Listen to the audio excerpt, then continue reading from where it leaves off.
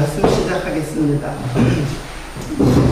요한복음 지난주에 이어서 13절입니다. 1절 13절.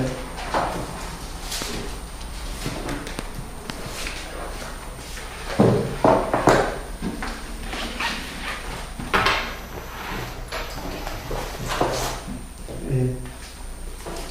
13절부터 18절까지 오늘 좀 마치도록 하겠습니다. 이는 혈통으로나 육정으로나 사람의 뜻으로 나지 아니하고 오직 하나님께로서 난 자들이니라. 말씀이 육신이 되어 우리 가운데 거하심에 우리가 그 영광을 보니 아버지 독생자의 영광이요 은혜와 진리가 충만하더라.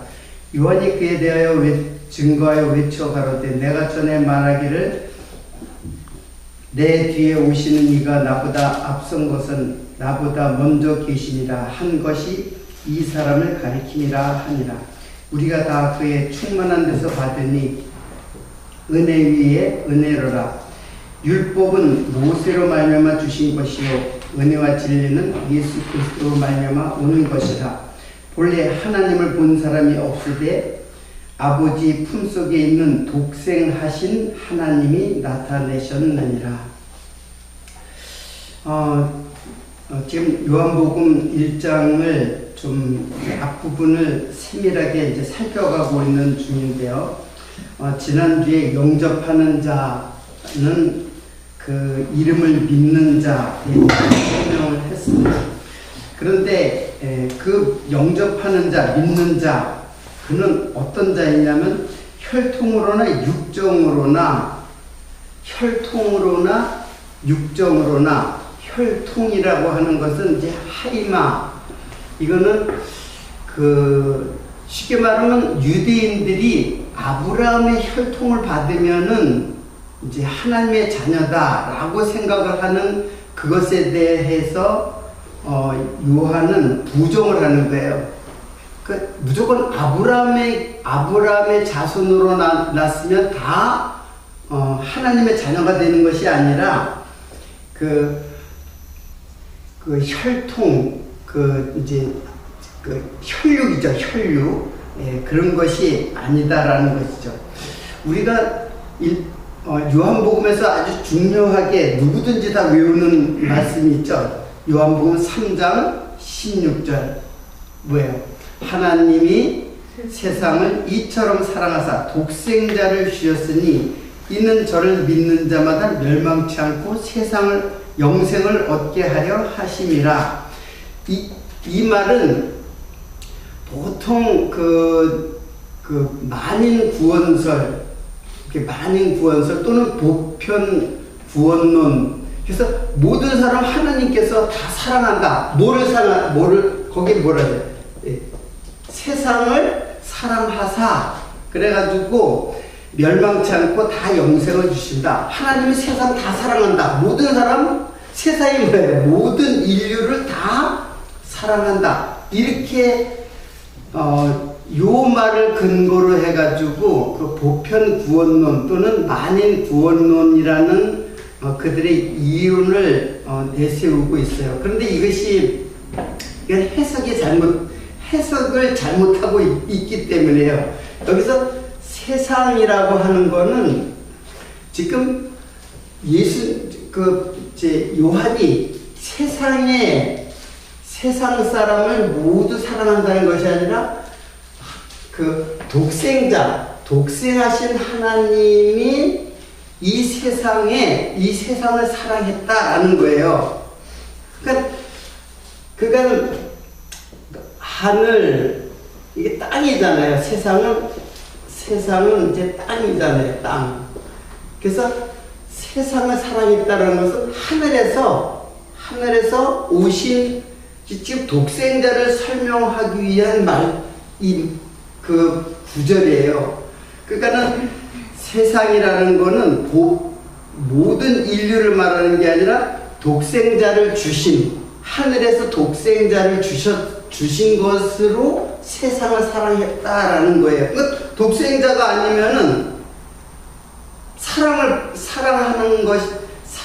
다 하는 것이 아니라 독생자, 즉 영접하는 자, 믿는 자, 그들에게 그들을 사랑하사 멸망치 않고 영생을 주려 하심이라. 이렇게 이해를 해야 되는데 세상 사람들 다 사랑한다. 그러면 멸망치 않고 영생을 얻게 하려 한다는 말은 그럼 도무지 이게 모순이 되는 거죠. 멸망하는 자가 있고 영생하는 자가 있다는 뜻이잖아요. 그러니까는 지금 그 독생하신 하나님 이것을 설명하기 위해서 지금 이 말이 있는 거예요. 그러니까 쉽게 말하면 이게 뭐야? 하늘에서 땅으로 성육신, 인카네이션 하신 예수 그리스도. 그러니까 예수 그리스도, 지금 예수 그리스도를 설명하기 위해서 이 말을 하는 것이지 보편 구원론을 주장하는 사람들의 근거로 사용할 수 있는 말이 아니라는 거예요. 혈통으로, 그러니까 유대인들은 자기네들은 유대인으로 태어나면 무조건 하나님의 자녀라고, 선민의식에 의해서 하나님의 자녀라고 생각을 하는 거예요. 그들이야말로 그 예정론을 아주 곡해를 한 거죠. 오해를 하고 있는 거죠. 예정론에 대한 오해예요. 그러니까 예정론은 어떻게 보면 그 유대인들의 아주 잘못된, 예정론이 잘못된 건 아니에요. 근데 예정론을 유대인들이 잘못 이해하고 마음대로 사용했던 사람들이 유대인들이에요. 그들은 무조건 되고 우리의 부모님이 유대인이다. 그러면 자기는 자동적으로 하나님의 자녀가 된다. 이렇게 다 생각한단 말이에요.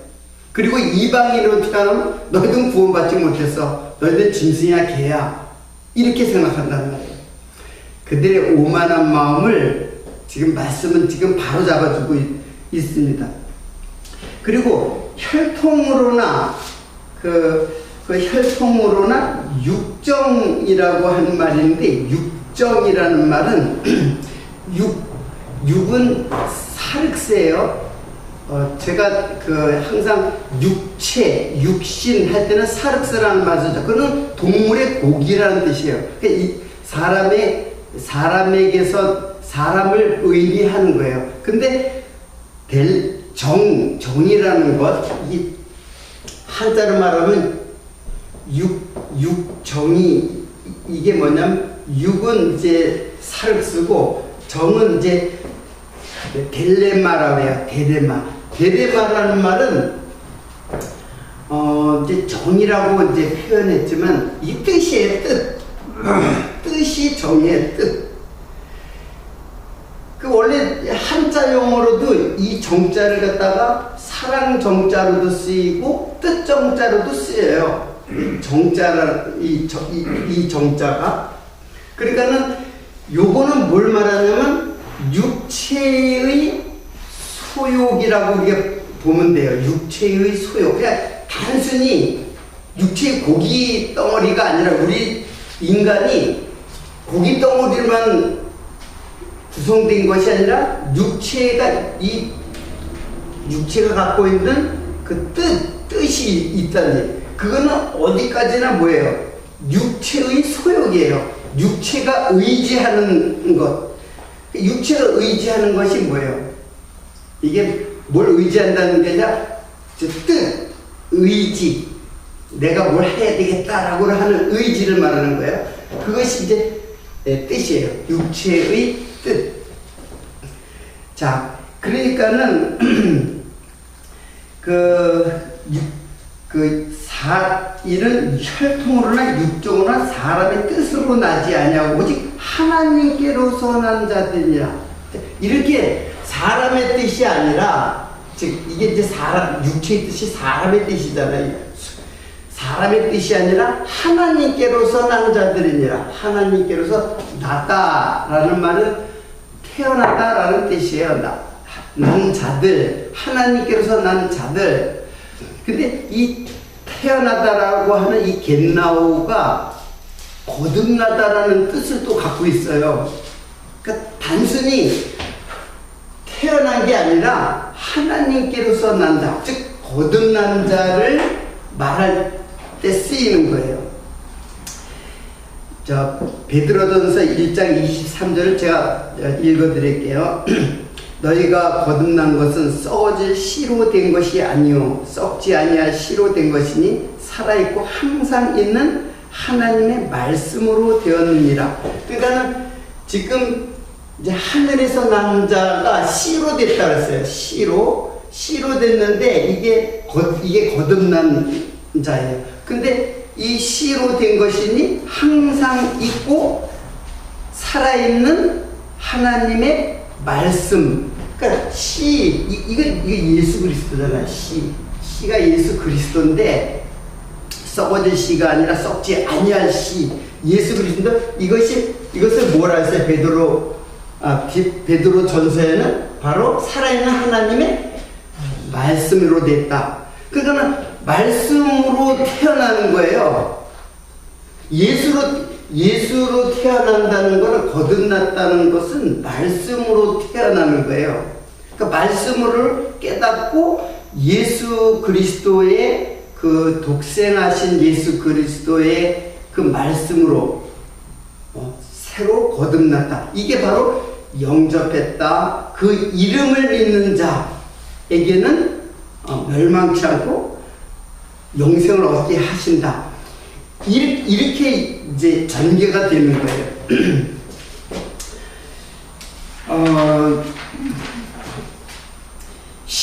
이제 14절에 보면은 말씀이 육신이 되어 이제 드디어 그 말씀이 이제 육신이 되어 우리 가운데 거하심에 우리가 그 영광을 보니 아버지의 독생자의 영광이요. 이제 독생자라는 말이 나오는데 독생자라는 말이 이제 맨 마지막에서 제가 다시 설명을 해드리겠습니다. 은혜와 진리가 충만하더라. 요한이 그에 대하여 증거하여 외쳐가지고 내가 전에 말하기를 내 뒤에 오시는 이가 나보다 앞선 것은 나보다 먼저 계심이라 한 것이 이 사람이라 가리킴이라. 이 15절의 말씀은 제가 다른 기회에 좀 설명을 자세히 하겠습니다. 먼저 있는 자라든가 먼저 계신 자. 자, 16절에 보면 우리가 다 그의 충만한 데서 받으니 은혜 위에 은혜로라. 은혜 위에 은혜로라. 자, 여기서 은혜 위에 은혜라는 말은 여러분들 그 말이 무슨 뜻이에요? 은혜 위에 은혜. 자, 이게 카리스 그리고 카리스. 여기에 안티예요. 안티라는 전치사를 위라고 했어요. 이게 은혜 위에 은혜다. 근데 안티라는 말은 위라는 뜻이 아니라 정확하게 보면 뭐뭐과 대조되어 이것이 대치되어 상호 이런 뜻을 갖고 있어요.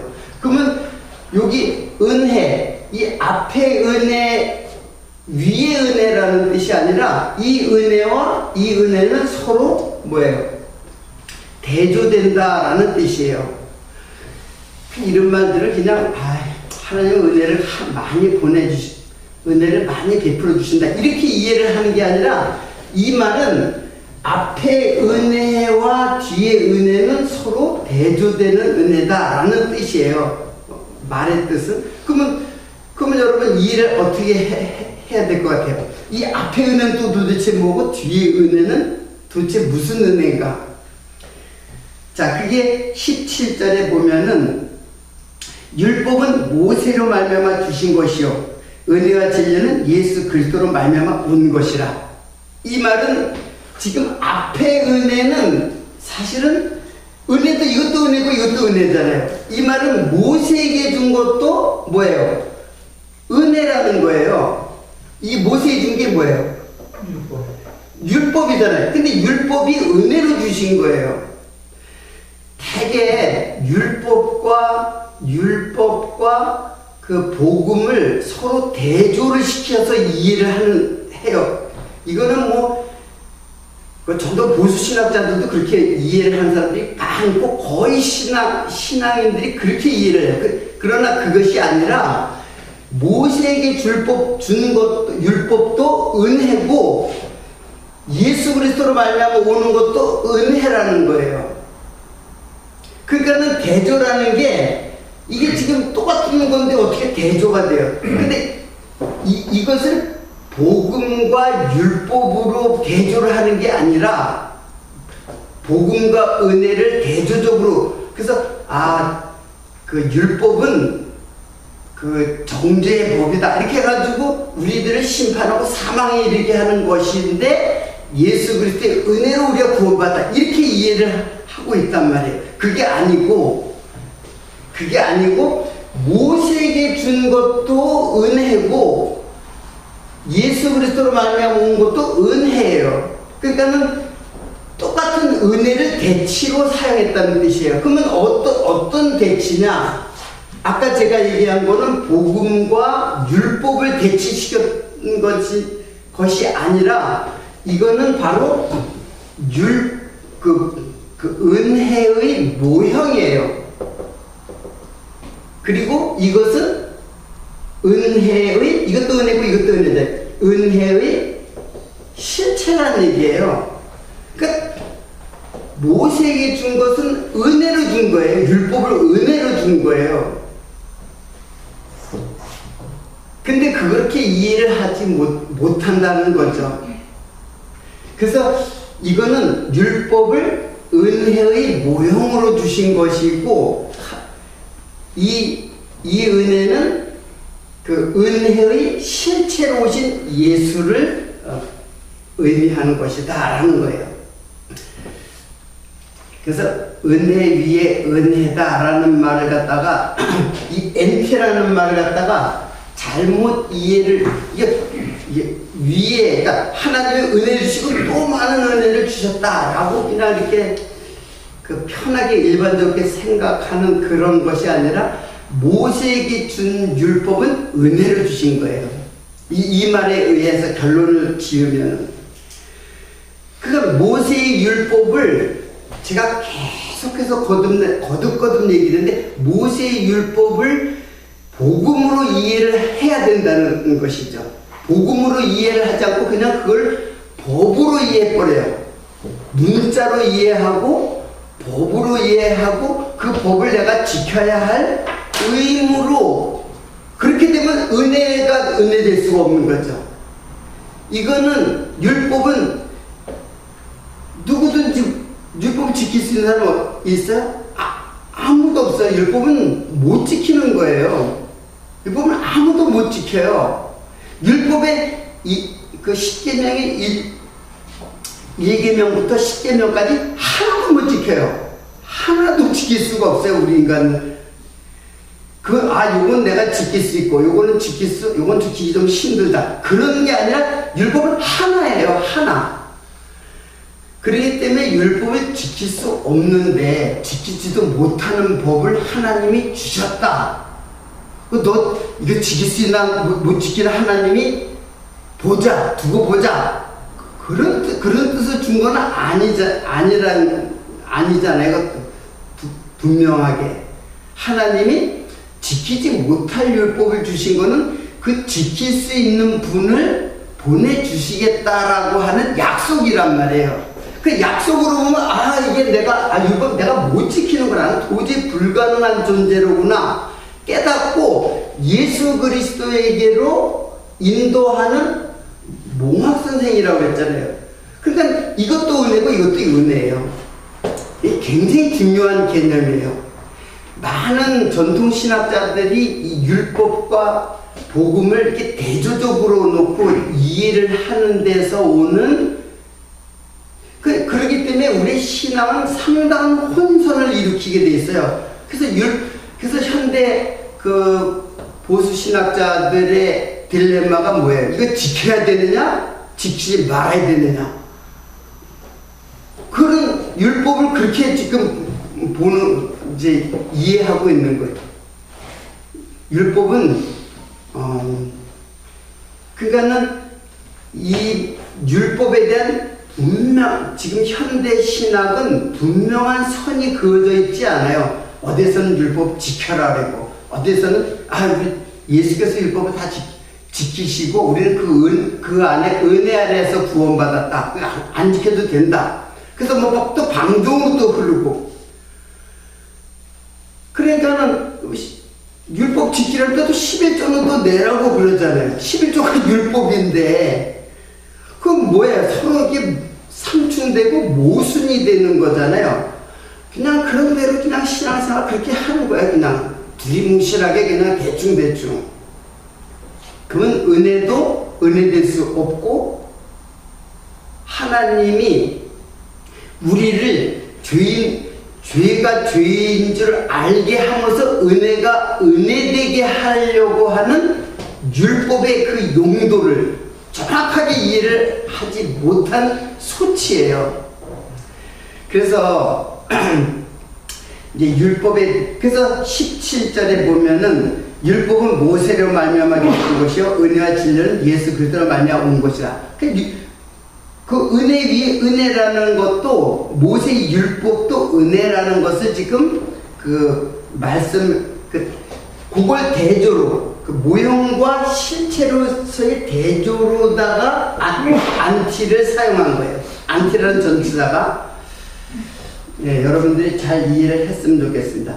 자, 오늘 제가 이제 본론적으로 말씀을 드리려고 했던 것은 18절이에요. 본래 하나님을 본 사람이 없으되 아버지 품속에 있는 독생하신 하나님이 나타내셨느니라. 그래서 독생하신 하나님이 나타내셨느니라.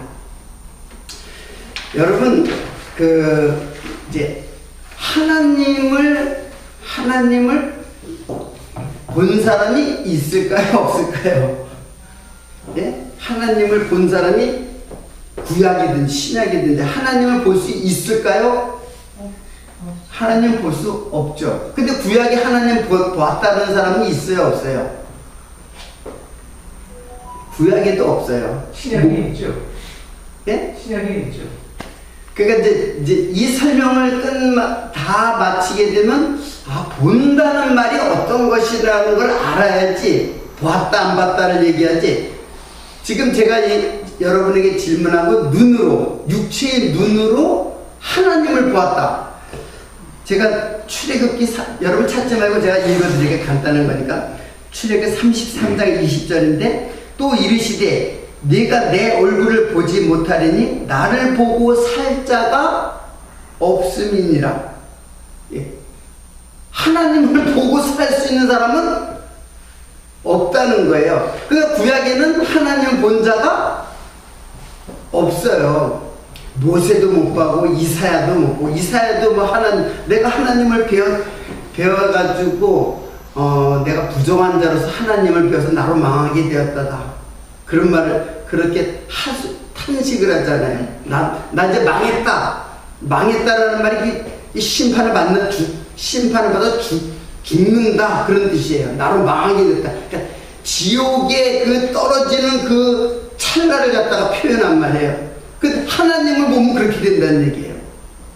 그러니까 하나님을 볼 수도 없고 본 사람도 없다는 것을 구약의 모든 증명을 통해서 알려주고 있어요. 신약에도 한 몇 가지를 하나님을 디모데전서 6장 14절인데 오직 그에게만 죽지 아니함이 있고 아무 사람도 보지 못하였고 또 볼 수 없는 자다. 이거 내가 그냥 적은 건데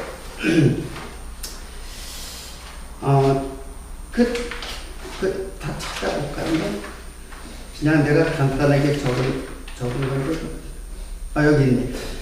디모데전서 6장 16절인데 오직 그에게만 죽지 아니함이 있고, 여기서는 오직 그는 예수를 말한 거예요. 가까이 가지 못할 빛에 거하시고 아무 사람도 보지 못하였고 또 볼 수 없는 자신이 그에게 존귀와 영원한 능력을 돌릴지어다.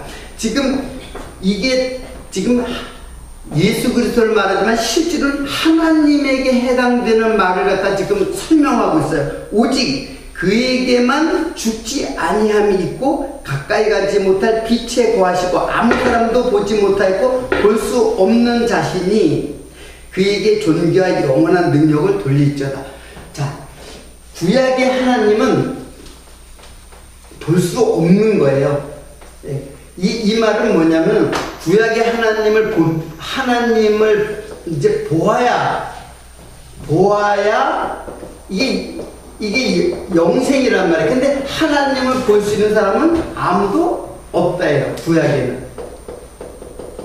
이건 뭐냐면 구약의 하나님은 심판주기 때문에 그래요. 심판주의이기 때문에 하나님을 보면 그냥 죽어요. 하나님 보고 살 자가 없다 그랬잖아요. 모세가. 그 모세도 하나님 못 보고 심지어는 보면은 죽는다는 거예요. 이 심판의 하나님을 말하는 거예요. 그런데 이제 신약으로 오면은 어떻게 변하냐면은 요한복음 14장 7절로 10절, 이거 제가 좀 길지만은 제가 읽어드리겠습니다. 너희가 나를 알았다면 내 아버지도 알았으리로다. 이제부터는 너희가 그를 알았고 또 보았느니라. 지금 하나님을 보았다는 얘기에 내 아버지를 보았다 했으니까는 빌립이 가로되 주여 아버지를 우리에게 보여주옵소서. 그리하면 좋게 하겠나이다. 예수께서 가라사대 빌립아 내가 이렇게 오래 너희와 함께 있으되 나를 알지 못하느냐? 나를 본 자는 아버지를 보았거늘 어찌하여 아버지를 보이라 하느냐? 빌립이 예수님께서 그래요. 나를 알았다면 하나님 아버지도 알았으리라. 그러니까 빌립이 아버지 좀 보여주세요. 아버지 좀 보여주옵소서. 그랬어요. 그랬더니 예수께서 말씀하시기를 빌립아 내가 이렇게 오래 너희와 함께 있으니 나를 알지 못하냐. 그러니까 빌립이, 제자 빌립이 하나님을 좀 보여달라는 거예요. 그러니까 예수님께서 하시는 말씀이 야 여태까지 너 그것도 모르고 있냐. 나를 보았으면 아버지를 본 것이다라는 거예요. 나를 본 것이 아버지를 본 것이다. 나를 알았으면 아버지를 알았으리라. 그리고는 뭐라 그러냐면 나는 아버지 안에 있고 아버지는 내 안에 계신 것을 내가 믿지 아니하느냐. 내가 너에게 이르는 말이 스스로 하는 것이 아니라 아버지께서 내 안에 계셔 그 일을 하시는 것이다. 지금 빌립이 하나님 야 너 지금 내가 하나님이라는 얘기야. 예수님께서는 내가 하나님인데 뭘 또 하나님은 또 보여달라고 그러느냐 그러는 말이에요. 그러니까 예수를 알고 예수를 보는 것이 곧 하나님을 알고 하나님을 보는 거예요. 왜? 하나님과 예수님은 하나이니까. 예수님 안에 하나님이 있고 하나님 안에 예수님이 있으니까. 요한복음의 그 10제장의 내용은 다 그 내용이에요. 그래서 여기 알았다 보았다라는 말이 알다라는 말이 기노스코라고 그랬죠. 제가 이 말은 굉장히 많이 이제 설명하니까 여러분들이 이제는 좀 외울 수도 있을 거예요. 알다라는 말은 동거하다, 동침하다 그런 뜻이에요. 그냥 단순히 그냥 아는 게 아니에요. 그냥 아는 게 아니라 완전히 그와 하나가 되는 거예요. 동거하는 거, 같이 사는 거, 이게 안다라는 뜻이에요. 또 보았다라는 말은 호라오예요. 호라오. 근데 보다라는 말은 여러 가지의 그 헬라 말로 여러 가지가 있어요. 그냥 블레포라는 보다라는 것도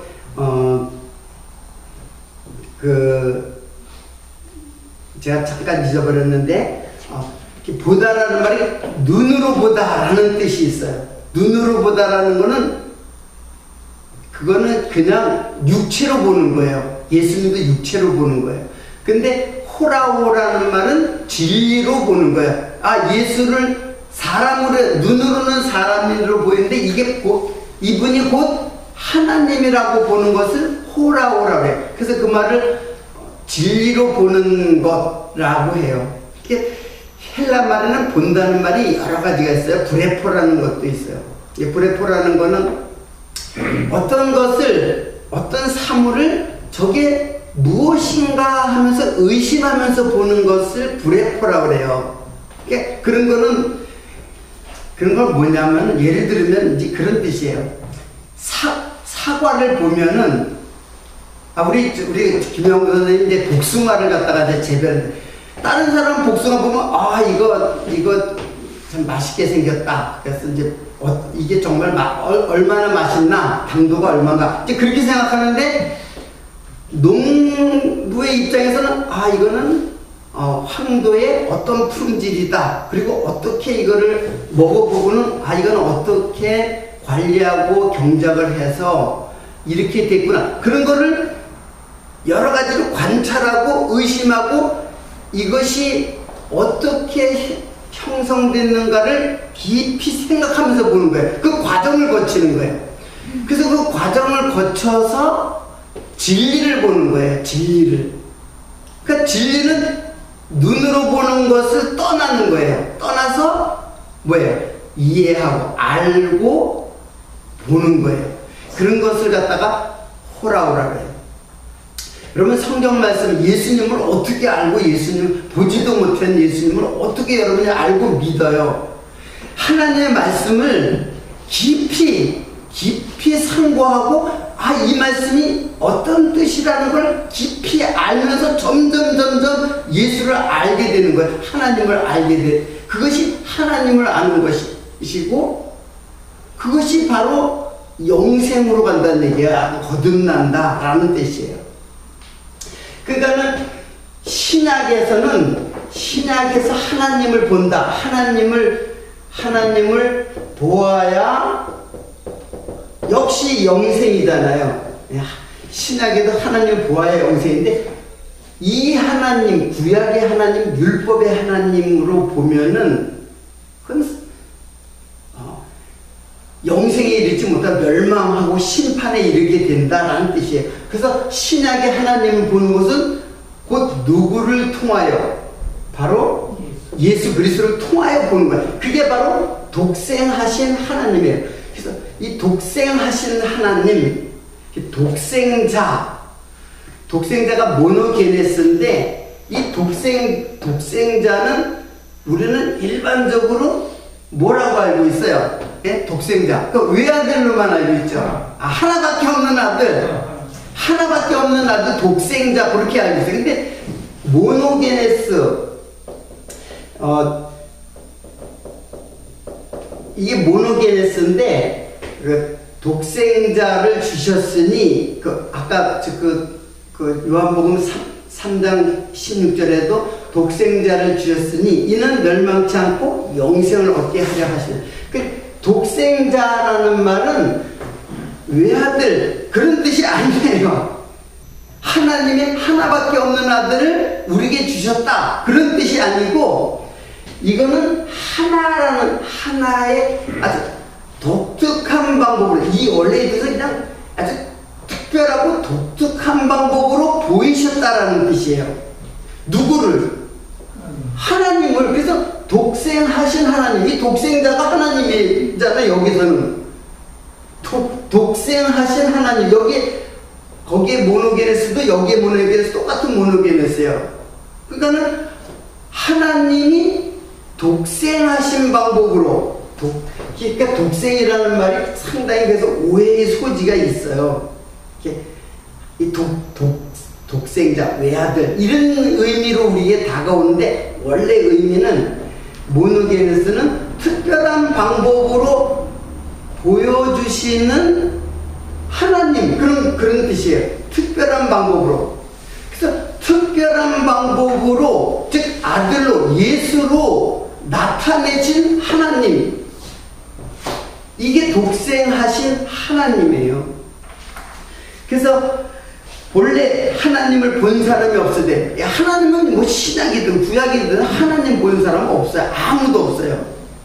아버지 품속에 있는 독생하신 하나님이 나타내셨느니라. 그래서 하나님의 조금 더 이제 좀 살펴보면, 하나님의 품속, 콜포스라는 말은 그냥 콜포스라는 건 갯벌, 만, 품, 가슴, 항만, 안기다, 이제 그런 뜻이에요. 그리고 나타내셨다라는 말은 엑셀게오마이인데, 엑셀게오마이는 에크라는 말과 헤게오마니라는 말의 합성어예요. 에크는 드러냈다, 나타냈다, 그런 뜻이고, 헤게오마이는 지도자, 지도하다, 통치하다. 여러분, 헤게모니라는 말을 많이 들었죠. 헤게모니. 헤게모니는 권력자잖아요. 권력이잖아요. 권력. 헤게모니. 지금 우리 한국 사회에, 지금 현대 한국 사회 헤게모니는 어디에 집중되어 있다. 뭐 이재명에게 뭐 지금 권력이 지금 집중되어 있다. 많은 사람이 그에게 이제 지지하고 있으니까 헤게모니예요. 현대 권력자. 그리고 50 시대 전두환 대통령이 헤게모니 중심에 있었다. 헤게모니거든요. 그러니까 헤게오마이라는 말은, 이제 나타내셨다라는 말은 그렇게 설명됐다. 권능자로, 전능자로 선언되어지고 설명되어졌다. 그리고 이야기되었다, 그런 뜻이에요. 그러니까 이야기되었다라는 말은 이 역사잖아요. 그래서 성경은 모두 예수 그리스도에 대한 뭐예요?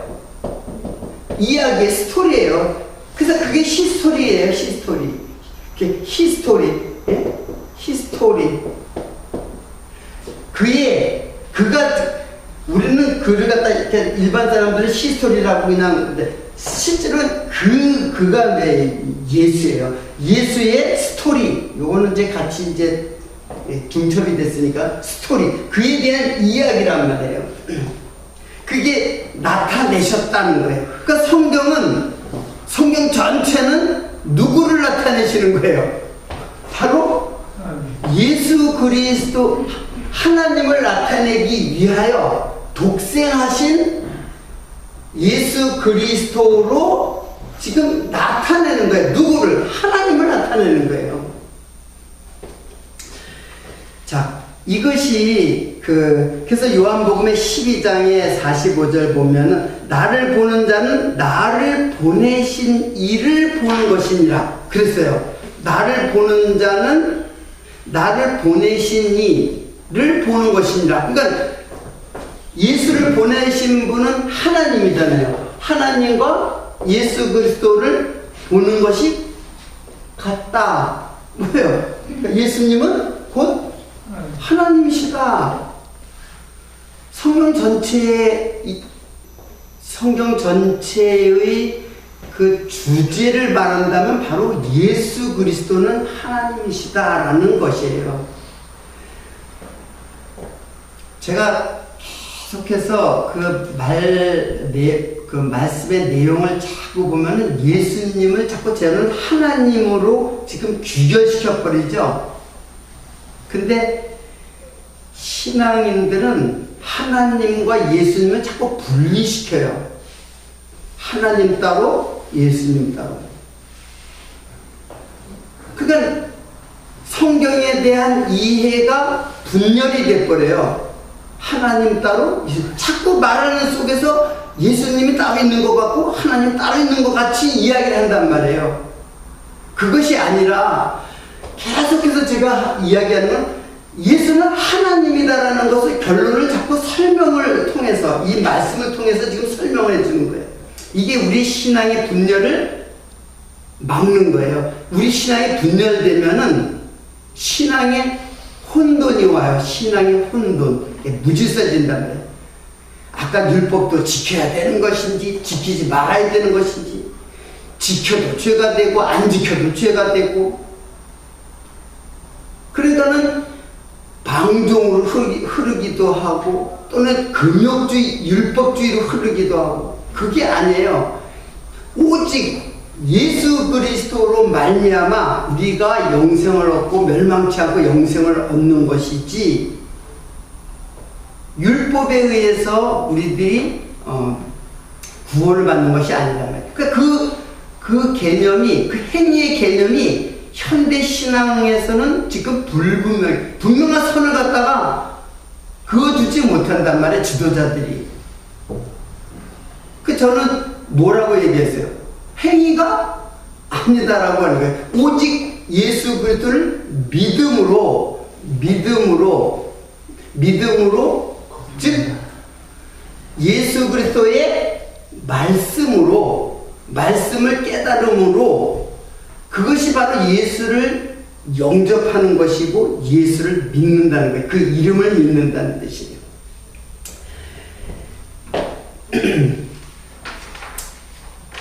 예, 오늘 한두 개 정도의 말씀을 소개해 주면서 오늘 말씀 마치도록 하는데, 계시록 3장 20절에 보면은 잘 사용된 말씀인데, 볼지어다 내가 문 밖에 서서 두드리노니 누구든지 내 음성을 듣고 문을 열면 내가 그에게로 들어가 그로 더불어 먹고 그는 나로 더불어 먹으리라. 이게 바로 성도가 예수 그리스도 안에 거하는 그 모습을 지금 설명한 거예요. 나는 그와 더불어 먹고 그는 나와 더불어 먹으리라. 그래서 구약의 그 성전은 바로 그것을 설명하는 거예요. 구약에는 뭘로 설명하냐면 성전으로 설명해요. 성전이 뭐예요? 이게 성막이잖아요. 이게 거한다라는 뜻이에요. 성막이라는 게 스케노라고 하는 말이 이제 거주하다, 거한다. 그러면 거한다는 말이, 성전에 거한다는 말이 뭐냐면 하나님과 백성들, 이스라엘 백성들이 어디에서 거해요? 성막에서 거해요. 그 성막에서, 이게 여기서는 예루살렘 성전이지만 이쪽으로 오면 뭐예요? 그게 바로 예수 그리스도예요. 그러니까 예수 그리스도 안에서 하나님과 성도가 서로 함께 거하는 것, 이게 그와 더불어 먹고 그는 나와 더불어 먹는다. 그 먹는 건 뭐겠어요? 생명의 떡이죠. 역시 예수님이죠. 제물 역시 예수 그리스도, 성전도 예수 그리스도고 제사장도 예수 그리스도고.